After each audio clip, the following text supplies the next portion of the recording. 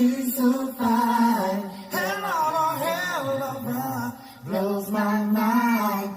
Hell of a ride, lights my day. What's good, guys? I previously did a video regarding missing Buffalo State college student and daughter of Dipset rapper, or former Dipset rapper, 40 Cal's daughter, Saniyya Dennis. And this article came out from the New York Post on the 6th, and I wanted to get more specific so that people could understand what has really happened in this case.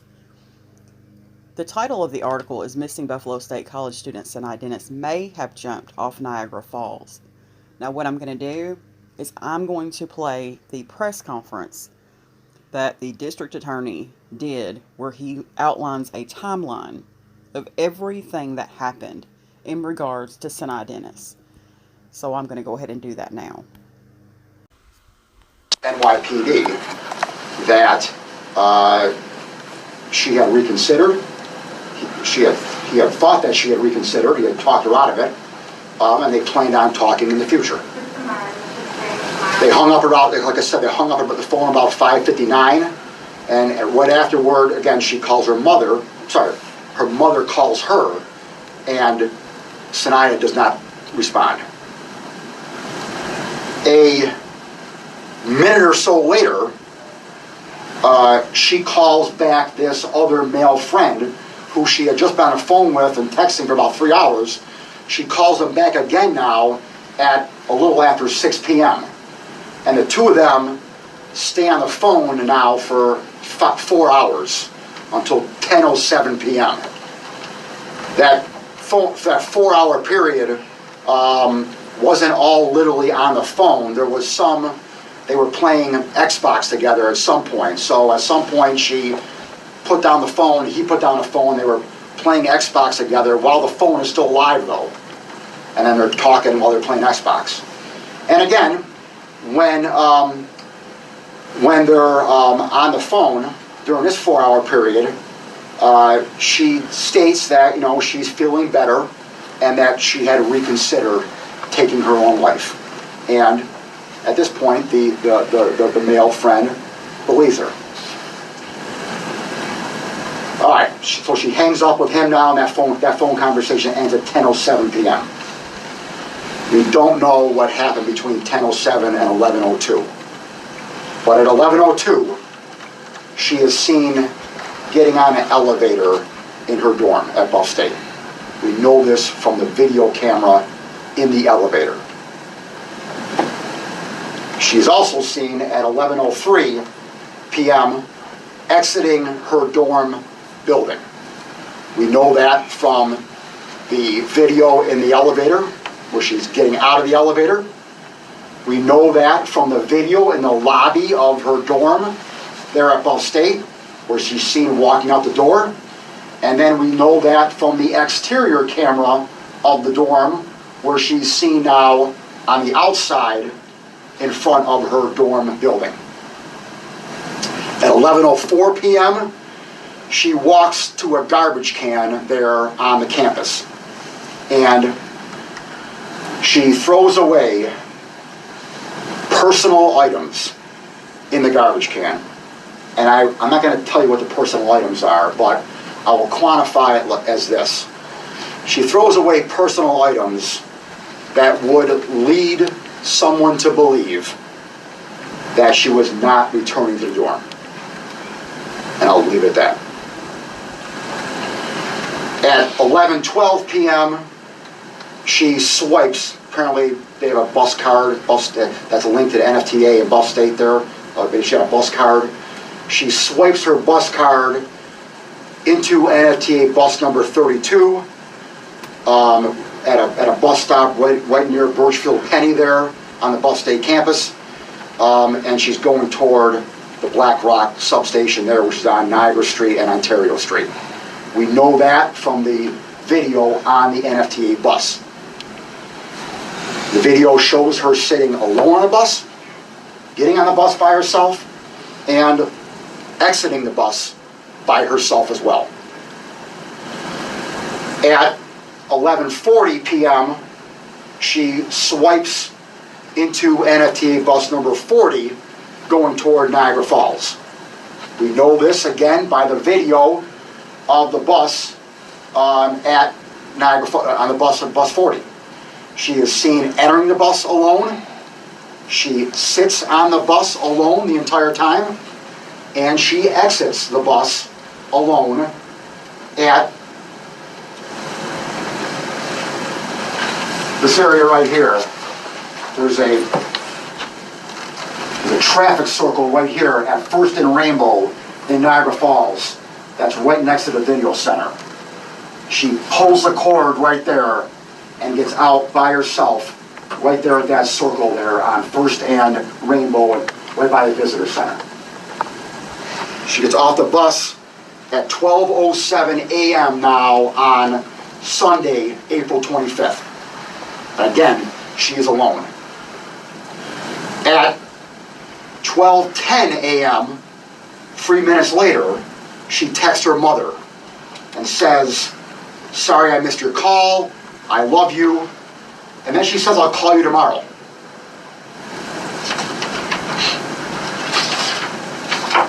At 12:15, she sends another text message to this other male friend in the New York City area, and she says, "I'm really glad we talked today. I'll forever treasure it, but I'm sorry I lied. I will not be joining you this summer, at least physically. Thank you for making my day special." And then at 12:17 a.m., she is picked up by New York State Park Police cameras in this vicinity right here, on the trail right here. And she's walking southeast toward Goat Island Road here. So again, we don't know how she got from here to here, but she now is backtracking now, going back toward Goat Island State Road here. So she's right about here when she's picked up. There are New York State Park Police cameras along the rail right here. They pick her up here, and she's walking down here. She's walking down here, and she turns right, and she's walking down Goat Island Road here, okay? And the cameras go out right about here. They stop right here. And she's walking this way right there. Walking on Goat Island Road, coming on to Goat Island. That is the last time that she is seen on video. And that's at about 2:19 a.m. So 2:17 to 2:19 took her a couple minutes to walk down here and start walking on the bridge. As she's walking down that path there at 2:18, her male friend again, not the boyfriend, but the other male friend, texts her saying, "Call me back in 30 seconds or my next call is to Buffalo Police or the university."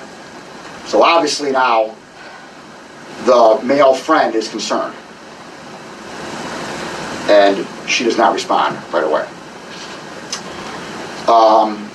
At 12:19, the male friend physically calls her up. Is that 12:19 or 2:19? 12:19. This is all, we're still in 12 o'clock hour here. Oh, you said 2. Oh, my bad. My bad. So my bad. This is all 12. So, my bad. So she So she was last on the bridge.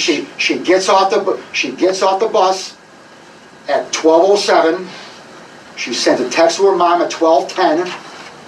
At 12:15, she sends the message to her friend in New York City, saying, "Sorry I lied, I won't be joining this summer." It was at 12:15. At 12:17, she's picked up by the camera there. My bad. 12:17. At 12:18 is when he texts her and said, "Call me back, or my next call is the Buffalo Police or the university." And then at 12:19, we see her walking down the bridge there. Yeah, my bad. All 12 o'clock hour. Okay. And then at 12:19, male friend calls her. She answers, and they speak for about 45 minutes. And according to him, she informed him that she had taken a bus to an island. The name is in all, he couldn't understand the name, and was going to jump off a bridge. He tried to talk her out of it. And during a call, again, this is a 45-minute phone call starting at 12:19, she told him that she had reconsidered and that she was going to wait for a bus to go home. She ended that call by telling him that her mother was calling her, which we know, according to her records, was not true. We have her phone records, and we know that her mother did not call her any time between 12:19 and 1 o'clock in the morning. So she ended that phone call by saying something that wasn't true. Now we're at 1 o'clock now. Now we're at 1 o'clock a.m. Around 1 o'clock a.m. Again, Sunday 25th.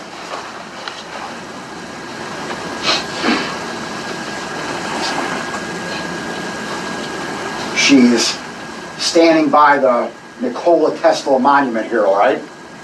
And she takes a snapshot of the falls, a picture of the falls, and she snapped her Snapchat account. She uploads it to her Snapchat account to some of her friends. That picture taken at this spot right here. So we know she's right here at approximately 1 a.m.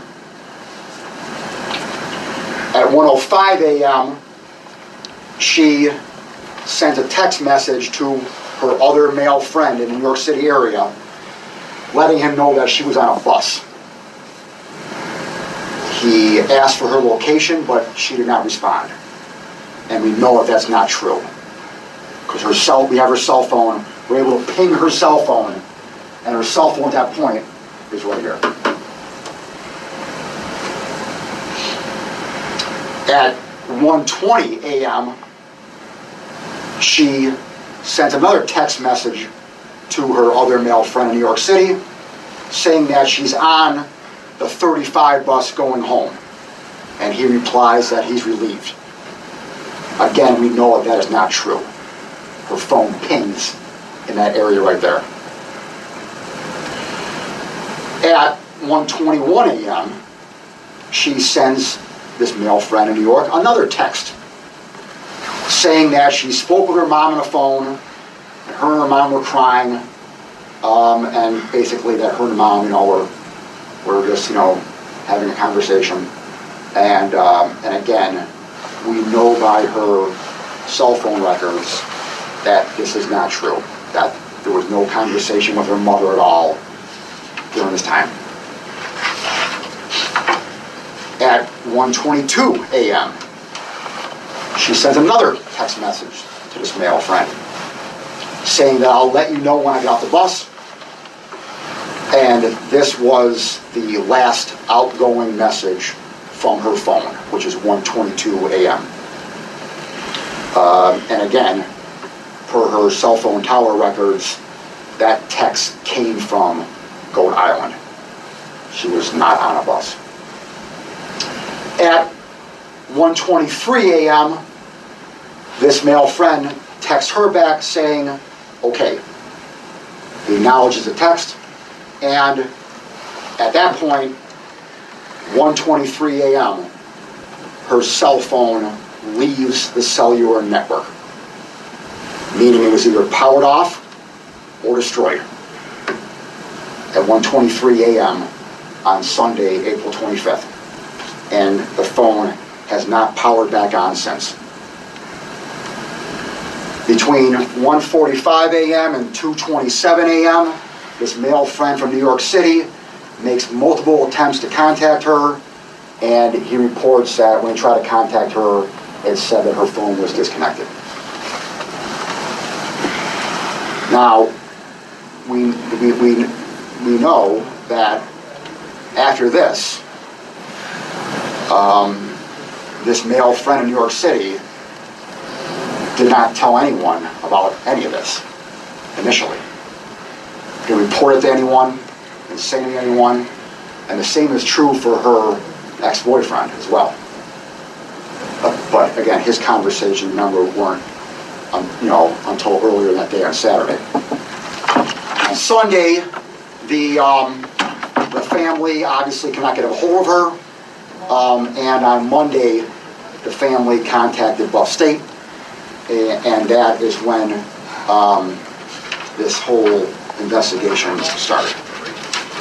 The investigation has taken place since Monday, April 26th. Is when the investigation started. That's the first time that anyone knew from the authorities knew. I'll call everyone else authorities here. The authorities knew that she was missing, and immediately Buff State started taking action, gathering all the video, gathering all the evidence. They contacted the New York State Park Police after they determined that that she might have been on Goat Island, and from that point right there, the New York State Park Police got involved. The New York State Police got involved. The Customs and Border Patrol got involved. The Niagara County Sheriff's Department got involved. Our office got involved. Buffalo State contacted us on Wednesday afternoon, April 28th. That's when we first learned about this and were notified to help. Buff State called us that afternoon, asked us for our help. We said absolutely, and then we got involved. We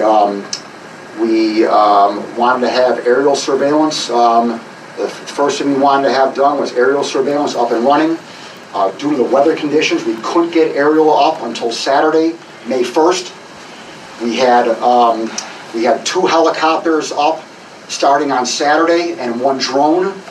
The New York State Police had one of the helicopters. The Customs and Border had the other helicopter, and the Customs and Border had a drone as well. So all 3 of those were up and running. They've been up and running since Saturday, May 1st, 4 to 5 times a day, and they're going to continue to run. Maybe not 4 or 5 times a day, but they're going to continue to go up, what they see appropriate until she's found. During the course of this week here, every business and t-shirt shop or whatever along the way here has been talked to and surveilled for any kind of cameras or tape at all. And no one's got it in. Only video we have of her is from the Park Police there. Quality Inn was over that way. Red Coach Inn was over that way. The Parkway Condominium over that way. They've all been talked to and all been searched. Everything in that entire area. On Friday, April 30th, the canine teams from the New York State Park Police, the New York State Police, and the Erie County Sheriff's Department were deployed to Goat Island on Friday, April 30th. The Niagara County Sheriff's Department canine bloodhounds, they were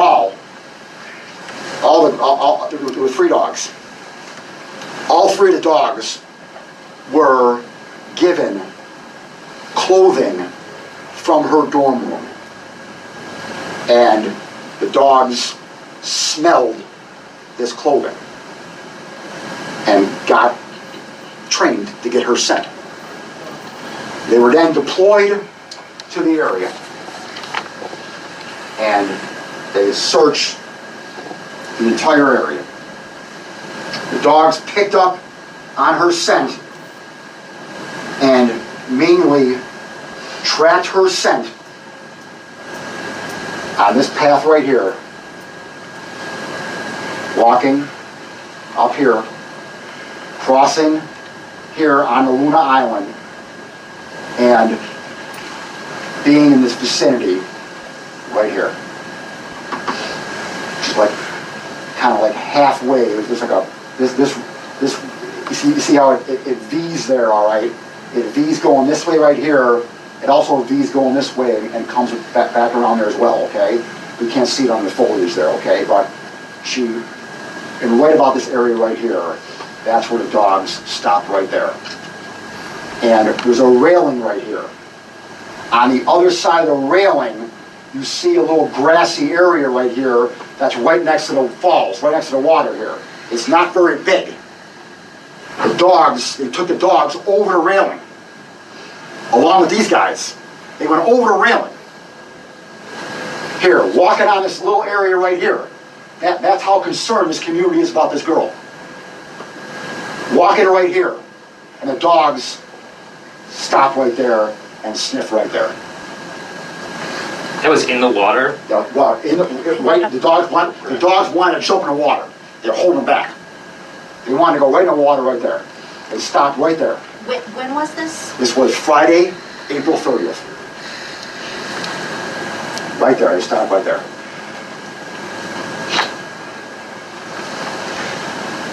Again on Saturday, multiple searches were done last Saturday as well. The searches have continued for days and days now, okay? Again, aerial surveillance, 4 to 5 times a day. We got boats. Were they your boats or state police boats?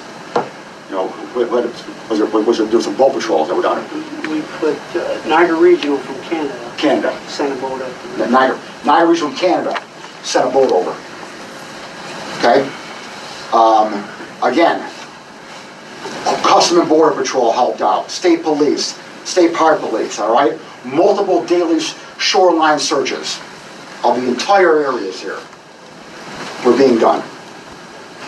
And also got to thank the FBI. The FBI did the interview in the New York City area of the boyfriend. Then I got to thank the NYPD. New York City Police did the interview of the male friend, other male friend.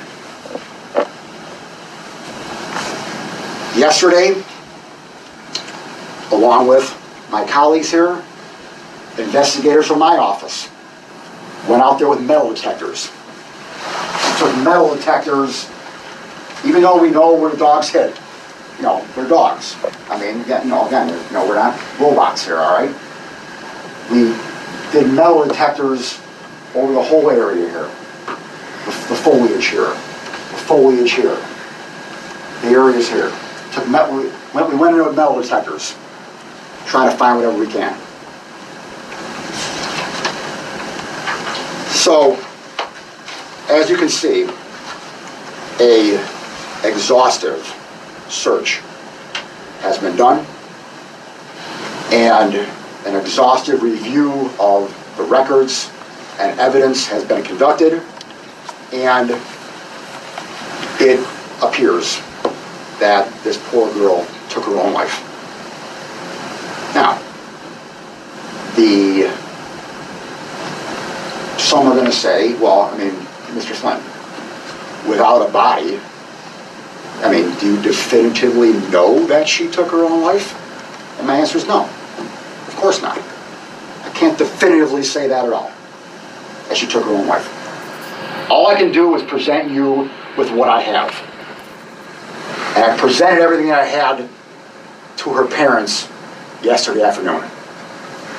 Everything I just told you and gave you, I gave to her parents yesterday afternoon.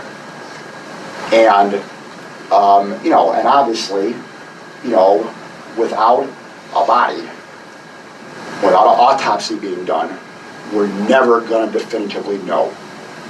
So, like I said to the parents, all I can do is be honest with you. I respect you. I'm not going to sugarcoat this at all. I'm going to tell you the God's honest truth of what I have. And this is what I have. And I'm doing the same thing with the public and with you right now. Without making any conclusions at all, because I can't make a conclusion. I can't conclude anything until I find and have her. Now, this pains me to even say this out loud as a father of 5, but the area